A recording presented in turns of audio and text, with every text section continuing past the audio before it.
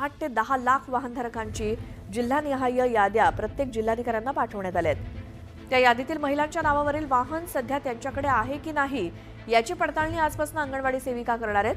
8 दिवसात पडताळणी पूर्ण करून अहवाल पाठवावा असे आदेश महिला व बालविकास विभागाने दिलेत। मुख्यमंत्री माझी लाडकी बहीण योजनेच्या निकषानुसार पात्र आणि अपात्र असलेल्या लाभार्थ्यांची पडताळणी करताना पहिल्यांदा 4 चाकी वाहन असलेल्या महिलांची तपासणी केली जाते। त्यानंतर ज्या लाभार्थी कुटुंबातील सदस्यांकडे 4 चाकी वाहन आहे अशांची पडताळणी होईल। त्यामुळे पुढील टप्प्यावर कागदपत्रांची पडताळणी केली जाणार असल्याचं सूत्रांनी सांगितलंय। सध्या 4 चाकी वाहन ज्या महिलांच्या नावे आहे अशा महिलांची यादी जिल्हानिहाय पाठवण्यात आली आहे। त्याची पडताळणी 8 दिवसात होऊन शासनाकडे अहवाल गेल्यानंतर या योजनेतले किती लाभार्थी महिलांकडे वाहनं आहेत हे स्पष्ट होईल। ती नावं या योजनेतनं वगळली जाणार आहेत।